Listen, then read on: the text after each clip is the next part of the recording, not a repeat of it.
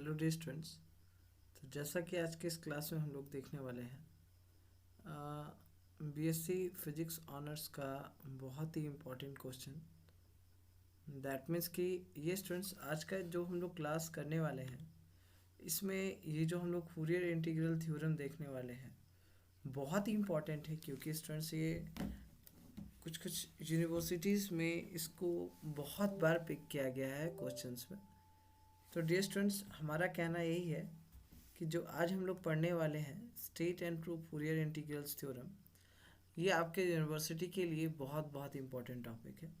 That means we आई बहुत important है। किसी किसी यूनिवर्सिटीज़ में सेकेंड सेमेस्टर का फोर्थ सेमेस्टर वाइज जिनका फोर्थ सेमेस्टर का पेपर नंबर 8 में देखने को मिलता है, किसी किसी यूनिवर्सिटीज़ में फर्स्ट ईयर में ही देखने को मिलता है, किसी किसी यूनिवर्सिटीज़ में लास्ट ईयर में। बट ये टॉपिक बहुत इम्पोर्टेंट है। हालांकि स्टार्ट करते हैं। अगर हम बात करें कि a function F of x which is piece wise continuous in every finite interval and absolutely integrable on the x axis can be represented by Fourier integral. मतलब कि एक function that means F of x continuous होगा, so if मतलब it will be continuous for every finite integral and is absolutely integrable for on the x axis. That means, और एक चीज़ और students, ये फॉरियर integral theorem का ये जो prove है, दैट मीन्स एक चीज़ आपको समझना होगा, डिरिचलेट कंडीशंस। दैट मीन्स मैंने आपको पिछले क्लास में या फिर हमारे लेक्चर्स में आपको मिल जाएगा, जाकर वहाँ से देख सकते हैं कि डिरिचलेट कंडीशंस को मतलब सीधा सीधी वैसा फंक्शन, इसको आप अगर ये नहीं कर पा रहे हो तो इसका सिंपल सा डिफिनेशन है कि वैसा फंक्शन जो डिरिचलेट कंडीशन को सेटिस्फाई करता है और उसको रिप्रेजेंट करते हैं फॉरियर इंटीग्रल थ्योरम से, तो है ना, सीधा सीधी मतलब यही एक सिंपल सा डिफिनेशन हो सकता है। क्या कि a function F of x which is which satisfies all the discrete conditions and is represented by Fourier integral theorem, और उसे हम रिप्रेजेंट करते हैं फोरियर इंटीग्रल थ्योरम से, है ना। तो मतलब सीधा सीधी पॉइंट है। तो देखो, अगर हम बात करें कि क्या है वो, मतलब कि तो that means F of X is equal to limit 0 to infinite A alpha cos alpha N plus B alpha sine alpha N D X. Suppose that, मान लेते हैं कि डियर स्टूडेंट्स यहाँ पर कि जो ए अल्फा है, देखना ए अल्फा है वो है कुछ 1/पाई माइनस इन्फानाइट से infinite F of T cos alpha T D T, और बी अल्फा डियर स्टूडेंट्स है 1/पाई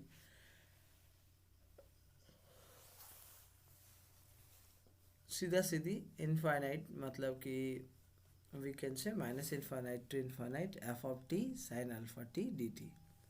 और तो हम ये जो एफ ऑफ एक्स है इसको हम लोग कुछ इस प्रकार लिख सकते हैं,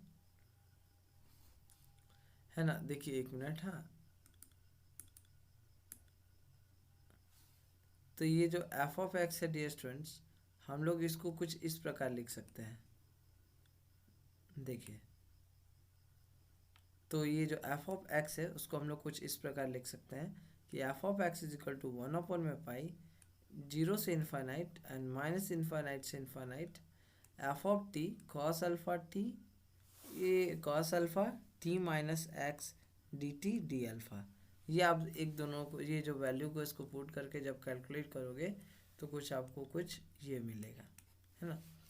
चलिए ठीक है, ये कैसे आया, है ना। दैट मीन्स कि ये जो फूरियर इंटीग्रल थ्योरम है डियर स्टूडेंट्स, ये जो फूरियर इंटीग्रल थ्योरम है, चलिए इसका हम लोग अच्छे से प्रॉपर प्रूफ देखते हैं और हम लोग समझते हैं कि आखिर क्या है फूरियर इंटीग्रल थ्योरम। इसका हम लोग देखते हैं इसका प्रूफ फूरियर इंटीग्रल थ्योरम का, है ना। तो जैसा कि अगर हम देखें कि F of x limit minus L से एल तक, तो एफ ऑफ एक्स हम लोग देखे हैं फूरियर इंटीग्रल थ्योरम में कि F of X is equal to A naught by 2 plus summation n is equal to 1 to infinite a n cos n pi x by में 2 plus B N sine N pi X by 2 A नो, ठीक है ये है। हालांकि हम लोग पिछले क्लास में पिछले लेक्चर्स में complex form of Fourier series ये सब हम लोग देख चुके हैं। तो A naught is equal to whereas A naught is equal to 1/n में एल 1/n में L minus limit minus L से L integration F of T D T, और we can say A N is equal to 1/n में L minus L से L F of T cos n pi t upon में l dt, and whereas bn is equal to 1/n में l limit minus l से l f of t sin n pi t upon में l dt। तो dear students यहाँ पर देखिए, अगर हम बात करें f of x is equal to, अगर मैं ये तीनों का वैल्यू पुट करूँ इस पर, तो हमारा कुछ ये आएगा 1/n में 2l माइनस l से l f of t dt plus, अब यहाँ ए एन का पुट करूँ तो समीशन एन बराबर 1 से इन्फाइनाइट 1/n में एल लिमिट माइनस एल से L F of T cos N pi T upon में एल, यहाँ cos N pi X upon में एल डी टी, और बी एन का पुट करूँ यहाँ से तो 1/n में L F of T minus L से एल लिमिट है, और F of T sine N pi T. ठीक है, चलिए अब इसको अगर हम सॉल्व करें थोड़ा सा, अगर इसको थोड़ा सा सॉल्व करें डियर स्टूडेंट्स, तो क्या होगा कि देखिए, अगर हम बात करें कि यहाँ से अगर हम चालें तो डियर स्टूडेंट्स यहाँ से हम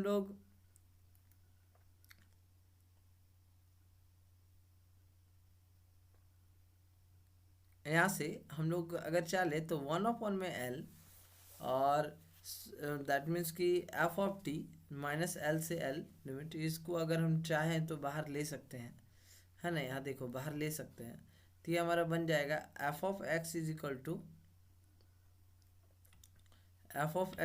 टू 1/n में 2l माइनस एल से L F of T D T plus 1/n में एल मैन एन बराबर 1 से इन्फाइनाइट, है ना, समेशन माइनस एल से एल एफ ऑफ टी।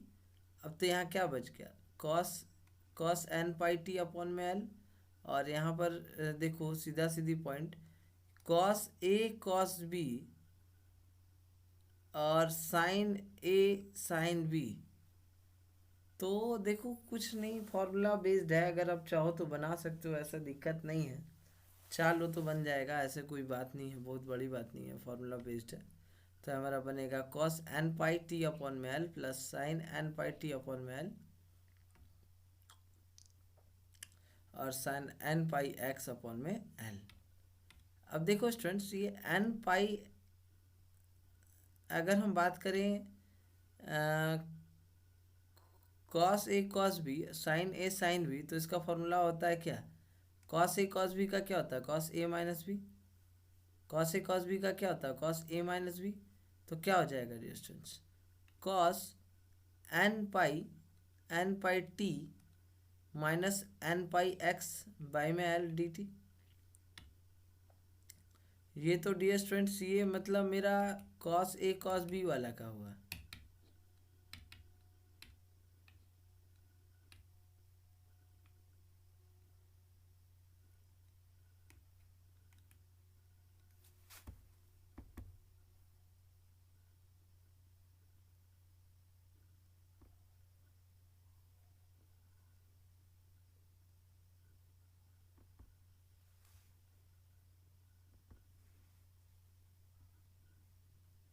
तो डियर स्टूडेंट्स यहाँ से देख सकते हैं कि ये चलो ठीक है, कॉस ए कॉस बी, यहाँ पर तो हमारा फॉर्मूला पुट हो गया।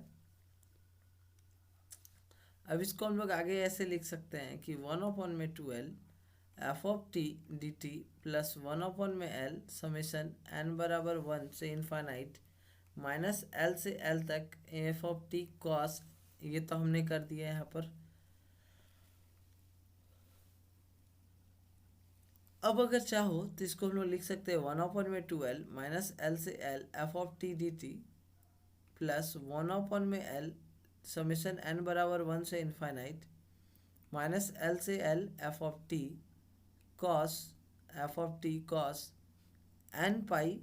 इसको अगर हम लिखें यहाँ पर स्टूडेंट्स देखो तो ये हो जाएगा एन पाई, अगर हम बाहर ले ले दोनों से एन पाई तो एन पाई अपॉन में एल बाहर आ गया तो बचा टी यहाँ पर x, T minus X D थी। अब देखो डियर स्टूडेंट्स आगे हम लोग देखते हैं।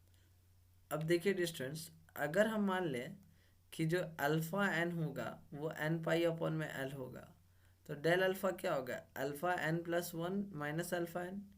सो एन प्लस वन अपॉन में pi by L value put करें और यहाँ पर अल्फ़ा एन का वैल्यू क्या है, N pi by L minus N pi by L.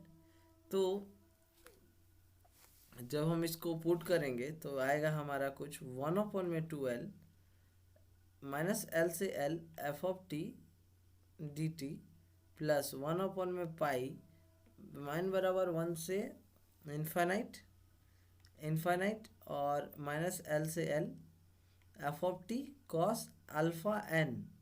देखो एन पाई बाई एल के जगह लिख देंगे अल्फ़ा एन, यहाँ पे हो गया alpha N cos alpha N.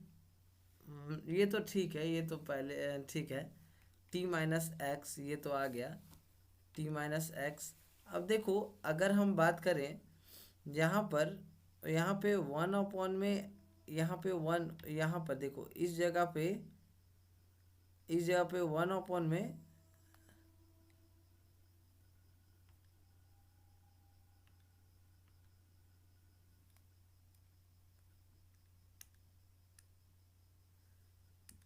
देखो डियर स्टूडेंट्स इस जगह पे हम बात करें तो यहाँ पे होता 1 में एल, बट 1 में पाई क्यों लिखा, देखो 1 में एल है और पाई बाई पाई से मल्टीप्लाई कर दिए न्यूमरेटर डिनोमिनेटर को। तो यहाँ पर देखो अगर हम बात करें पाई बाई एल को वीकेंड से हम लोग लिख सकते हैं। देखो यहाँ सीधा सीधी पॉइंट है, यहाँ पर क्लियर सा कॉन्सेप्ट है भाई। पाई बाई अगर हम मतलब पाई से अगर ये कर दें तो हमारा कुछ यहाँ पर बचेगा 1 में पाई, है ना, क्योंकि वो तो हमारा डेल अल्फ़ा में आ जाएगा ना, that means N pi by L कुछ करके तो हमारा मतलब डेल फाई बन जाएगा, डेल फाई यहाँ पर आ गया। और जब एल टेंस टू इन्फाइनाइट तो 1/l हो जाएगा मेरा 0। और उसके बाद अगर हम बात करें तो हमारा होगा 1 में पाई एन बराबर 1 से इन्फाइनाइट। तो यहाँ पर क्या हो जाएगा स्टूडेंट्स, बनेगा क्या, माइनस इन्फाइनाइट से infinite F of T cos alpha N T minus X D alpha D T, ये हमारा कुछ बनेगा, है ना। और उसके बाद अगर हम बात करें और फाइनल तो यहाँ पर